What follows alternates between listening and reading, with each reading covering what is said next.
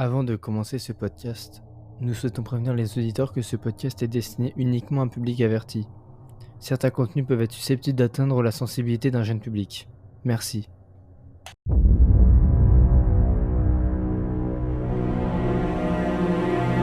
Bonjour à tous, j'espère que vous allez bien. Aujourd'hui on se retrouve pour un nouvel épisode. Cette semaine on va parler de Terrifier 3 qui est sorti le 9 octobre. Nous on a pu le voir grâce à Shadows en avant-première le 1er octobre. Donc un grand merci à eux. Juliette va vous faire le petit synopsis. Je vous la passe. Donc, comme il a dit, le film il est sorti le 9 octobre au cinéma. Donc le troisième film, ça nous raconte que après avoir survécu le soir d'Halloween, il y a Sierra et son frère Jonathan qui essayent de reconstruire en fait leur vie tant bien que mal. Et c'est alors que Art le clown il décide de revenir 5 ans après pour les terroriser durant les fêtes de fin d'année. Comme dans chaque critique, il y aura une partie spoil et une partie non spoil. On commence par une partie non spoil. C'est parti, générique.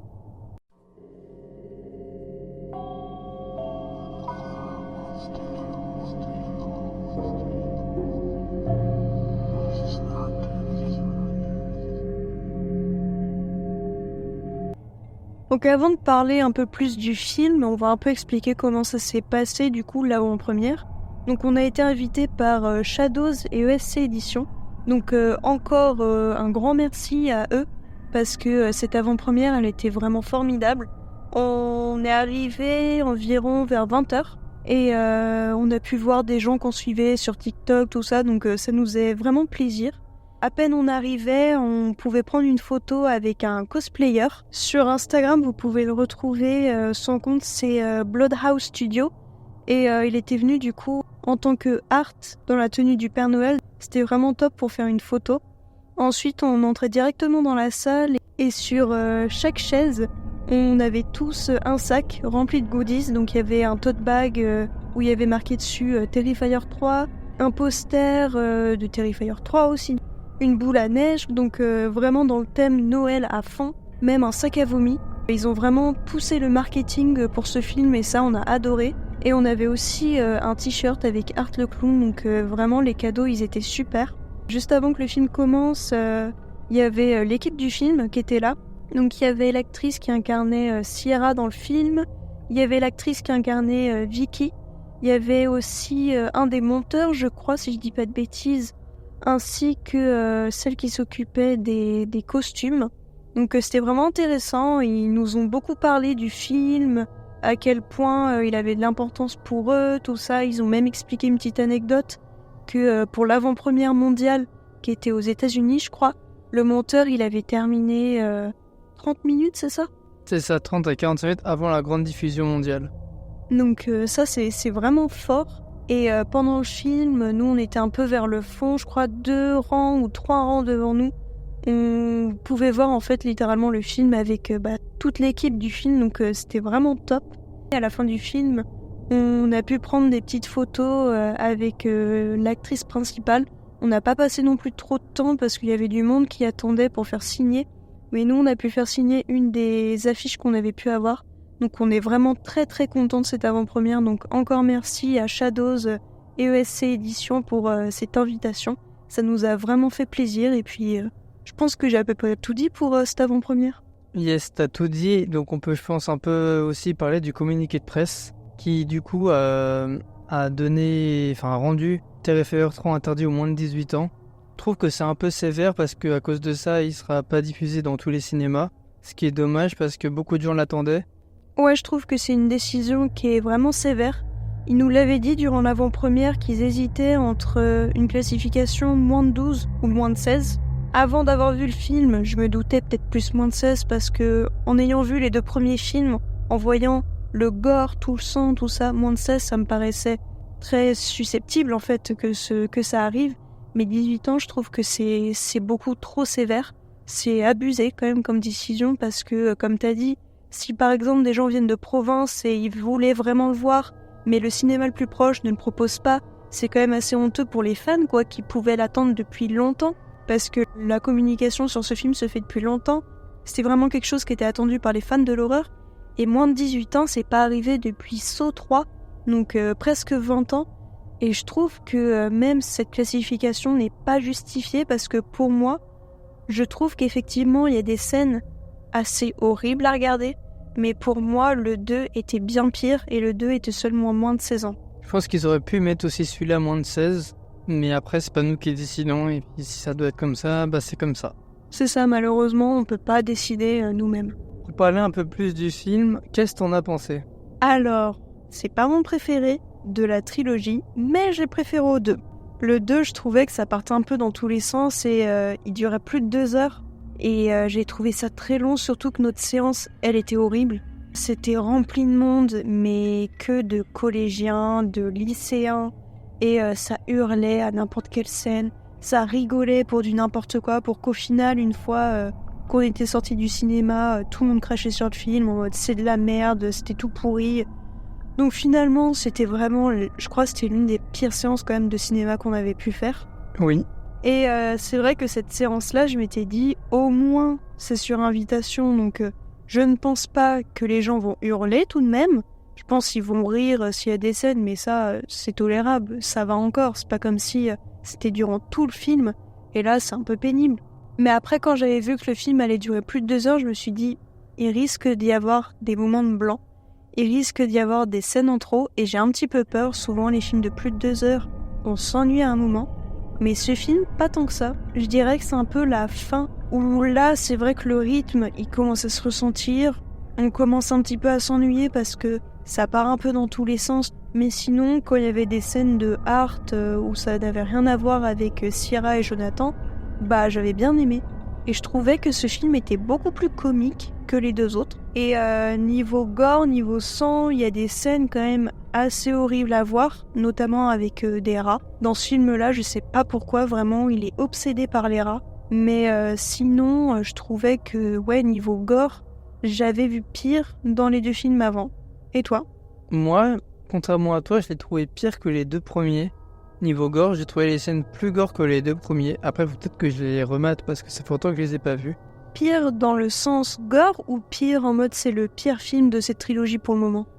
Niveau gore. Parce que sinon, je l'ai moins bien aimé que les autres parce qu'il y a toujours le côté paranormal que je trouve très exagéré par rapport au premier.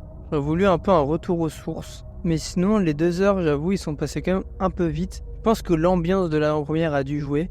Parce que c'était vraiment une très très bonne séance. Parce que vu que les gens étaient invités, bah, ils n'ont pas fait de bêtises. Et de savoir surtout qu'il y avait les actrices devant, et qu'il y avait Art, on n'a pas dit ça, mais 2 rangs devant nous, il y avait Art, littéralement. Art, le cosplayer, il a été littéralement devant nous, du coup. La personne qui était à côté de Art, je pense qu'il devait avoir quand même un peu peur indirectement. Parce que tu tournes ta tête, tu vois le Art. C'est vrai que j'aurais pas été très très sereine. C'est vrai que le costume, il était très très bien. Mais j'avoue que faire la séance juste à côté, j'aurais eu un petit peu peur, j'avoue. Et aussi, j'ai beaucoup aimé, au tout début du film, quand on applaudissait chaque distributeur. C'était vraiment bien et au moins, il y avait une vraie ambiance de fans et ça, j'ai vraiment adoré.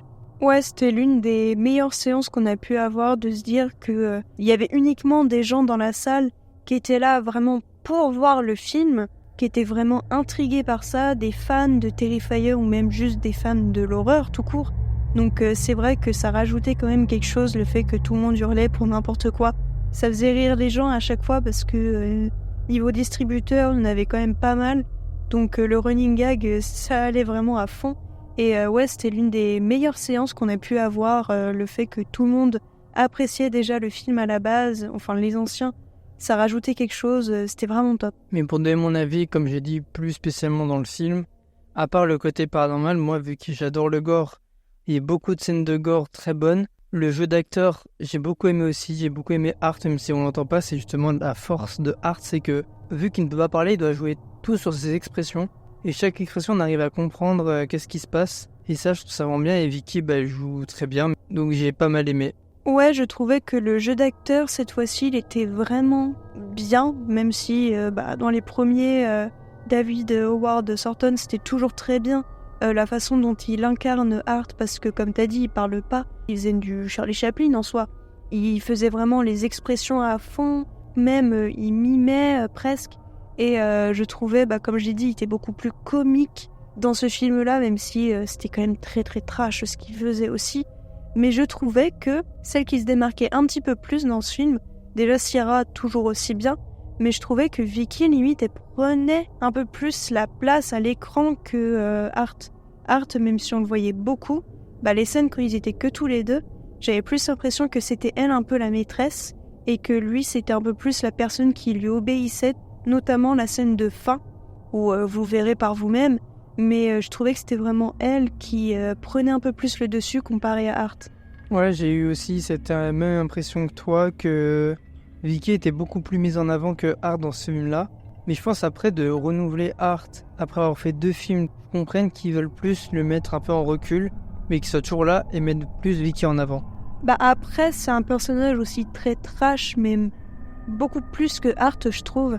Elle était beaucoup plus dure dans ce film-là, comparé aux autres. Et c'est vrai que mettre des personnages en avant, c'est aussi bien, mais je pense que plus les films vont avancer, je pense pas qu'il va être mis moins en avant, Art, parce que c'est quand même la tête d'affiche. Les gens viennent pour le personnage, pas forcément pour l'histoire ou pour le gore. Je pense que les gens aiment Terrifier parce que les gens apprécient Art le clown avant tout.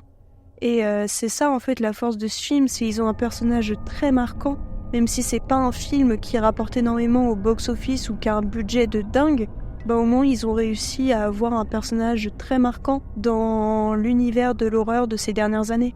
Je suis d'accord avec toi, à voir maintenant combien de films ils vont faire. Parce que là c'est le 3e, moi au début quand j'avais vu Terrifier 1, je pensais que ça allait en faire 2, mais là 3 et peut-être un 4e ou un 5e et ainsi de suite, je sais pas jusqu'à quand ils vont s'arrêter. Je pense tant que ça marche, qu'ils y aillent, mais qu'ils fassent pas le film de trop et que du coup ils fassent un film juste pour faire de l'argent sans avoir d'histoire derrière. Moi quand j'avais vu le 1, je crois qu'ils avaient déjà annoncé le 2. Je me demandais qu'est-ce qu'ils pouvaient faire par rapport au 2. Quand j'ai vu le résultat, j'ai beaucoup aimé le résultat de Sierra, mais j'avais pas du tout aimé le côté surnaturel. La fin, pour moi, c'était trop. Donc quand j'avais entendu qu'ils voulaient en faire en 3e, je m'étais dit ça va être le film de trop. Finalement, pas du tout, parce qu'ils ont réussi quand même à se renouveler. Déjà, c'est plus du tout la nuit d'Halloween, c'est les fêtes de fin d'année. Déjà, ça rajoute une dimension assez bizarre, parce que tout le monde dit c'est les fêtes de fin d'année, on va se retrouver en famille, c'est une période joyeuse. Et là, finalement, c'est une période terrifiante. Et ils ont su jouer quand même là-dessus et se renouveler. Même le personnage de Vicky, on la voit de plus en plus à l'écran. Et c'est un personnage quand même qui est assez spécial. À voir si le 4e, parce que je pense qu'il y aura une suite, ça m'étonnerait pas. À voir si ce sera encore une fois des bonnes idées qui vont être mises en place. Ou si ça va être vraiment le film de trop, ce que je n'espère pas vraiment, parce que Terrifier c'est quand même une franchise en soi, comme il y a déjà 3 films. C'est vraiment une franchise que j'apprécie beaucoup, notamment avec le personnage de Art. Oui, Art, c'est pour moi un des personnages d'horreur qui va devenir marquant. Je sais pas si ça va être au même niveau que Michael Myers, Freddy, etc. Mais je pense qu'il a sa place dans les grands méchants de films d'horreur, des sagas. Je pense oui, parce que déjà il y a des similitudes avec Michael Myers. Il est un peu increvable quand même. C'est un personnage, on a pu le voir à la fin du 2. Même s'il avait plus de tête, finalement, le personnage est toujours là. Le personnage existe toujours.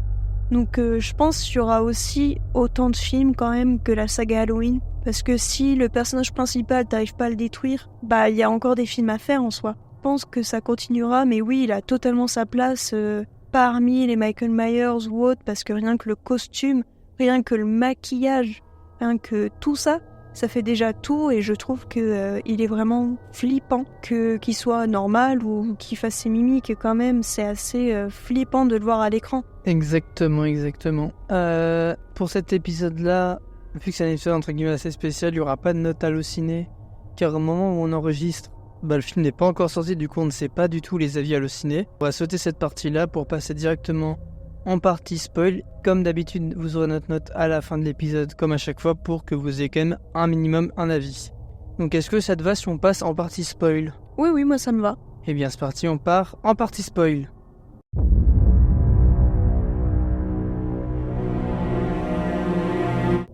Donc dans cette partie spoil, on constate que vous avez déjà vu le film. Donc on va décrire une scène qui nous a vraiment choqué, mais vraiment je pense je n'ai jamais vu une scène aussi gore de toute ma carrière de visionneur de films d'horreur. Donc j'ai un peu voulu la décrire sans dire trop de détails pour pas se faire censurer. Donc c'est une scène où il y a Sierra qui est attachée avec un scotch sur la bouche et les bras attachés, où en face d'elle il y a Jessica qui est la mère de Gabi, où ils sont tous les deux attachés et au milieu il y a une tête totalement déchiqueté, mais on sait pas c'est qui. Juste après ça, ils lui mettent un tube à la mère de Gabi dans l'œsophage, donc je sais pas si c'est en verre ou en plastique, assez grand, et ils balancent des rats à l'intérieur vivants, mais genre en pleine puissance pour détruire l'œsophage. Et moi, c'est pas ça qui m'a le plus dégoûté, c'est quand ils ont posé le rat et que le rat y allait tout doucement et qu'on voyait que ça rentrait dans la gorge, tout ça, ça m'a dégoûté.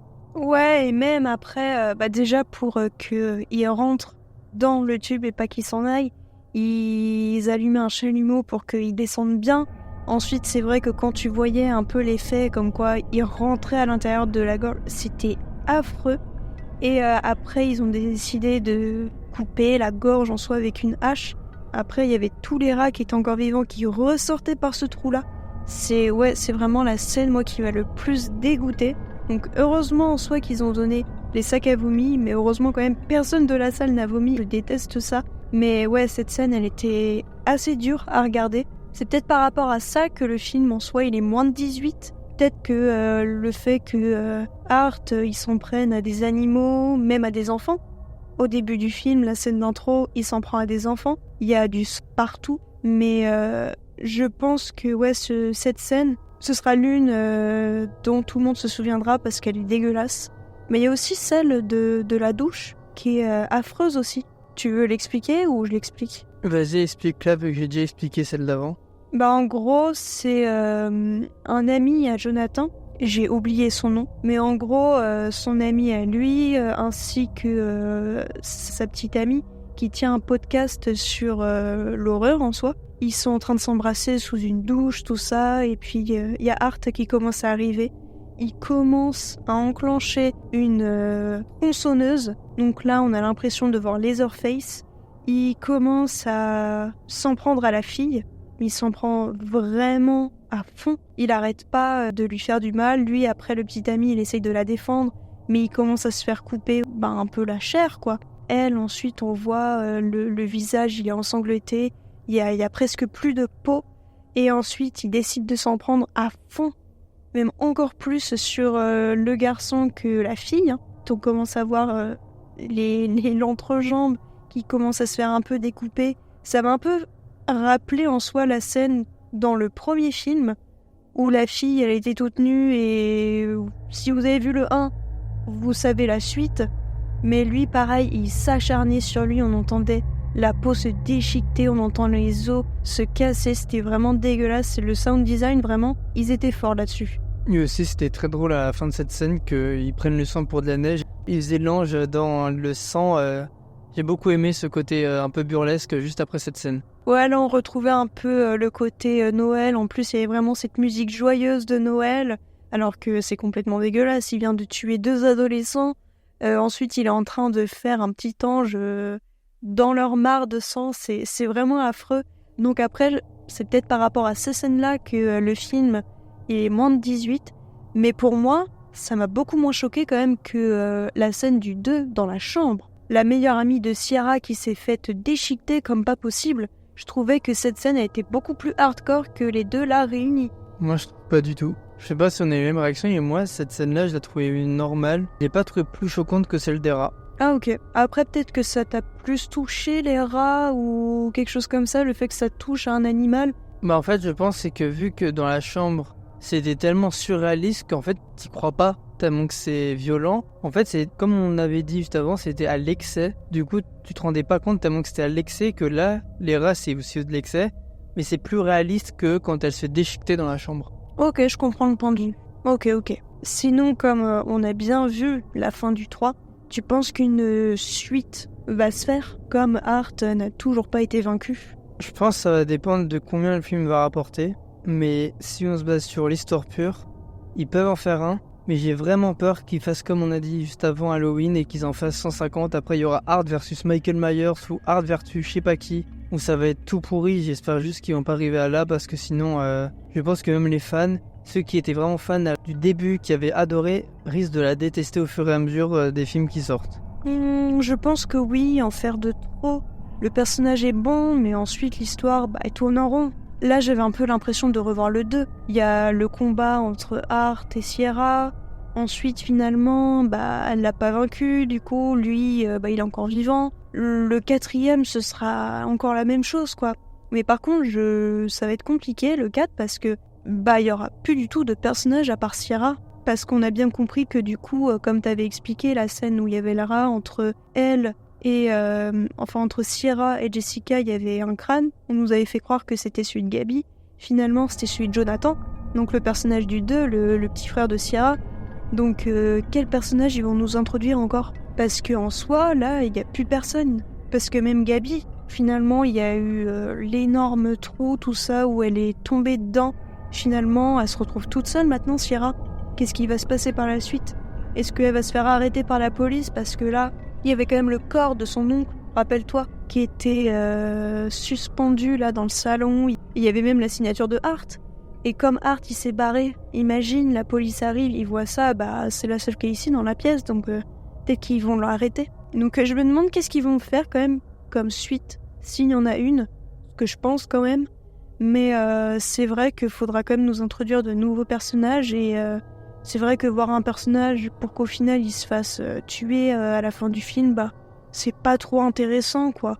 Surtout que là c'était quand même bien parce que c'était des personnages de sa famille qu'on apprenait à connaître. Donc ça pouvait être bien de les réutiliser pour les autres films. Là finalement il lui reste plus personne. Sa mère est morte, sa tante est morte, le mari de la tante est morte. Gabi finalement, elle est dans un trou tout ça, on ne sait pas où elle est. Jonathan est mort, donc là on n'a plus personne à part Sierra. À moins qu'il y a c'est Sienna versus Hart le combat final. Et du coup pendant tout le film ils se battent jusqu'à que quelqu'un gagne. Ou que du coup ils vont dans ce trou-là. On va retrouver tous les personnages qui sont tombés dedans. Du coup Gabi et d'autres, peut-être les morts, qui reviennent pour l'aider. Et tu vois, vu que ça part aussi dans le surnaturel, peut-être que les morts viennent l'aider. C'est vrai qu'il y a encore eu le coup de l'épée qui est surnaturel. Elle pouvait même pas s'aligner alors que littéralement il y avait Hart en face avec une tronçonneuse. Donc littéralement la lame elle était faite de je ne sais quoi, mais elle avait aucune égratignure ni rien. Donc là c'est vrai que ce sera encore le moyen qui va être utilisé dans le 4e, mais je pense que ce sera du vu, du revu, du re-revu.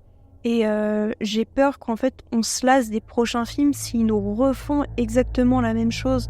La scène de Sierra, ensuite Hart qui devient vainqueur, elle qui est un peu la final girl, parce que elle est toujours pas morte alors que ça fait déjà plusieurs années qu'il essaye de la tuer. Mais j'ai vraiment peur en tout cas pour le prochain. Mais après j'avais dit ça pareil pour la sortie du 3, et finalement j'ai pas été déçue, donc à voir si on est juste pessimiste ou à voir s'ils vont réussir à nous faire un bon film quoi. Je pense que ça sera la surprise, donc soit l'année prochaine, soit dans 2 ans. C'est ça. Est-ce que du coup tu penses on passe en conclusion, comme ça on vous laisse quelques petites surprises pour le film quand même, on va pas tout dire même si c'est en partie spoil, je veux quand même vous laisser les surprises. Parce que même si vous avez déjà vu le film, peut-être le redécouvrir ça peut être super sympa, donc est-ce qu'on passe en conclusion pour que vous sachiez notre note? Vas-y, je pense avoir tout dit. Eh bien c'est parti.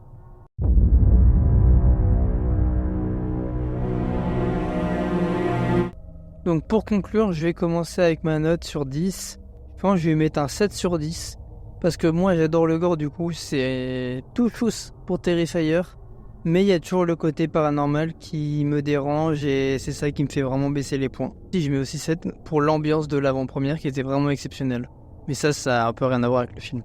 Moi je pense que je vais mettre à peu près pareil. 7 voire 7,5 parce que c'est une suite que j'ai beaucoup aimée. Que ça se passe durant les périodes de fin d'année, je trouvais qu'en plus ça rajoutait quelque chose de voir Hart en Père Noël. C'était vraiment horrible, notamment dans la scène d'intro. C'était vraiment affreux, mais dans le bon sens. Et je pense je vais lui mettre cette note-là parce que le gore était bien. Il y avait beaucoup de scènes qui étaient vraiment mémorables et je pense qu'ils vont devenir un peu iconiques par rapport à ce film-là. Et même, là, je viens de rebondir par rapport à ça, mais on a toujours dit le nom Sierra. Je sais pas pourquoi on s'est dit comme quoi elle s'appelait comme ça alors que c'est Sienna. Donc, faites pas attention à ce qu'on a dit juste avant. C'est Sienna et pas Sierra. Donc voilà, je pense que je vais lui mettre cette note-là, parce que c'était quand même une bonne suite qui vaut le coup d'être vue. Eh bien, nous, on se retrouve dans 2 semaines pour un nouvel épisode. Je vous souhaite une bonne journée, une bonne nuit, une bonne soirée. Et puis, on se dit à l'année prochaine. À la semaine prochaine, les amis. À la semaine prochaine.